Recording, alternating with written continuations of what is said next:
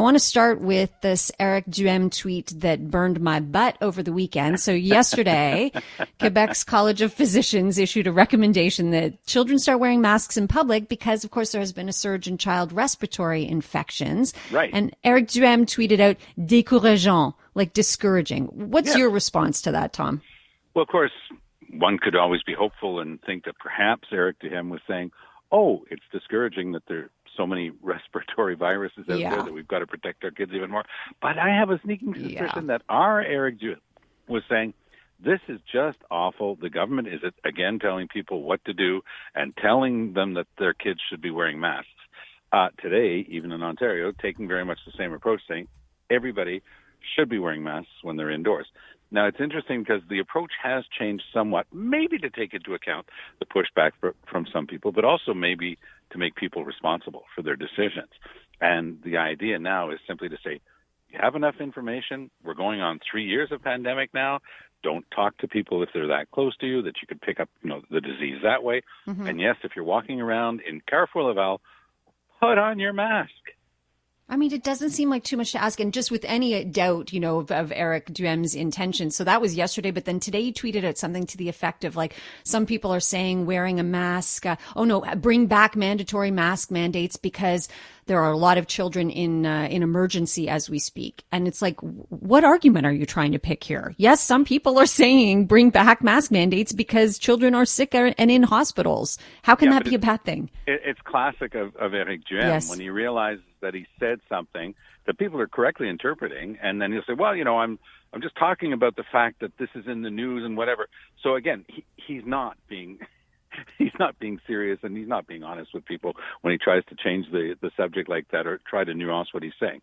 Eric Duhem, since the beginning, part of his success, he got over 10% of the vote in the provincial campaign, which is way above anything that Quebec Conservatives have gotten in 100 years. Yeah. The reason he did that is he was bringing in a lot of the cuckoo birds, all the people who were anti-mask, anti-vaccine, who believed massive conspiracy theories.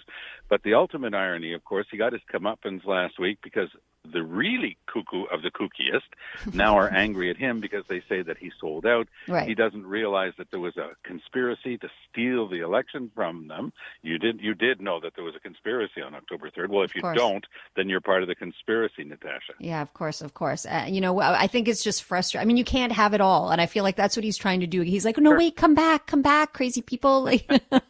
Don't go anywhere. So last week we spoke with interim Liberal leader Marc Tanguay, and he said he was going to meet with Marie-Claude Nichols. Yes. He did meet with former Liberal MNA, but no announcement has been made yet about whether she will or won't return to the party. What do you think would be the best outcome here, Tom, both for her and for the party?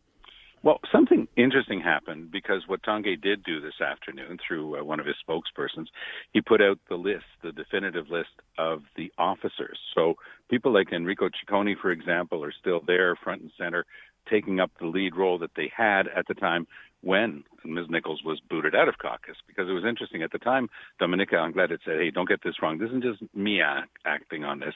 The officers have agreed with me on this. So Marc Tanguay was there at the time, still is, of course, Ciccone and others. And what the signal was we weren't doing this because we were unreasonable. We were doing this because we had no choice given the situation we were in with Madame Nichols. Now, there are people out there that she's apparently talking to because there is a bit of information coming out in dribs and drabs, simply saying, well, no, there's no deal. Well, it plays into the perception a lot of people had that she thought she was in a position to demand, deal, threaten, get the party to do her bidding.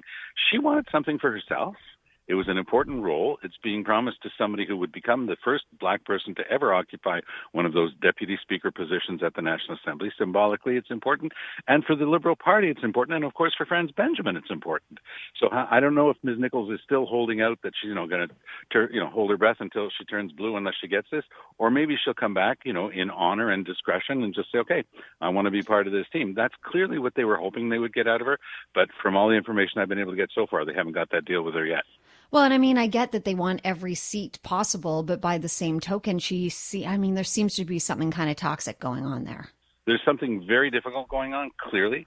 I mean, when Dominique Anglade, and that wasn't a clear, easy choice either. Once the decision had been made, there was a lot of pushback.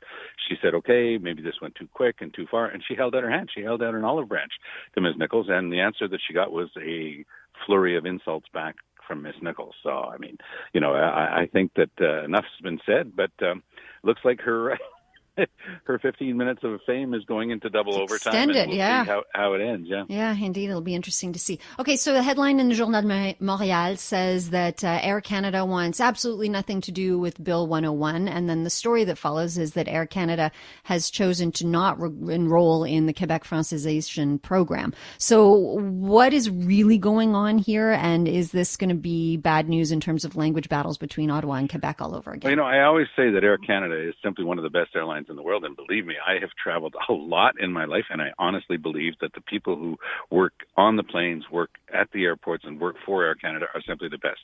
But I also have to say that it's got one of the most bizarre tone-deaf managements I've ever seen in my life. Last week, there was a decision that was confirmed in something called the Avios case. This involved a lot of their workers who had been shoved over to some shell company that after failed, and these people were treated so shabbily, and it was just a horrible problem. And then the Liberals retroactively let the Air Canada folks off the hook by saying, well, no, even though they had sworn up and down that they would keep the heavy maintenance in Montreal, Mississauga, and Winnipeg, it was okay. We'll give this thing a pass. So they've constantly skirted the rules with regard to Michael Russo's outing last year when he proved that after 14 years in Montreal, he had never bothered to learn a word of French. That was a disaster in terms of communications. Now, the communications officer from Air Canada, who was standing beside him in that infamous scrum after his speech at the Chamber of Commerce, is named Pascal Derry, and she is now one of the ministers in François Legault's government. Bill 96 stipulated that some of the rules of Bill 101 would apply from now on to federally regulated companies. It is still before parliamentary committee in Ottawa. There's a filibuster going on by the Bloc Québécois and the Conservatives. So nobody knows what the final result of that bill is going to be, and a lot of the companies are just saying, we're just going to see how we can mix and match. But Air Canada is a former Crown corporation, and there have been a couple of companies that have been privatized over the years, and of course they kept them with the obligation to respect the Official Languages Act. But Air Canada has one thing that it is fair to complain about. Mélanie Joly said that the other airlines in Canada, like WestJet, Porter, would also have to provide bilingual services, make them available on their flights. Now, they've backed away from that right now. So Air Canada has a cost and an obligation that the other airlines don't have. But the problem is, of course, it's still Air Canada that's getting slugged because their track record on official languages is just so darn awful. Nobody's going to give them a break, even though they do have a valid complaint on that last point. All right. So you just mentioned Mélanie Joly, and that makes me want to ask you about this next topic, which is she has come forward to say that at all summits, she will refuse to speak or have any interaction with any Russian counterparts. So what does this strategy mean? Because I kind of, on the one hand, I think, okay, good, of course, you can't engage. But on the other hand, you're just going to make them angrier. So tell me what you think about this approach. Well, first of all, I think that Mélanie Joly herself is a very strong, capable minister. Agreed. And I think that she has all the ability necessary to do a good job at foreign affairs. The problem is the department itself is simply falling apart. I mean, there's not a day that goes by when we don't get another story about a toxic workplace or incompetent or bumbling procedures and behavior. Yes. Over the summer, you'll recall, we saw this happen. Canada, after having said that Russia was guilty of genocide in its illegal war against Ukraine, we were right to say that, by the way, all of a sudden, we sent a senior person from Foreign Affairs, from Global Affairs Canada, for Russia Day ceremonies at the Russian embassy. Yeah. So we've got a Canadian raising their glass of vodka and their, beluga caviar to celebrate Russia Day, and at the same time we're accusing them of genocide. It makes absolutely no sense.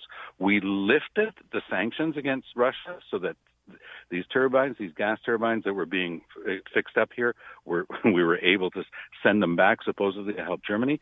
All that did was embolden the Russians, and they never respected any of their obligations or their deliveries of gas. So we've gotten so much wrong. Mélanie Joly is right in what she's doing, but you sense that they're giving a little bit more than what the client asked for. They're trying to show a little bit more stuff than they would have normally had to do because they've lost a lot of credibility because of the poor performance of Global Affairs.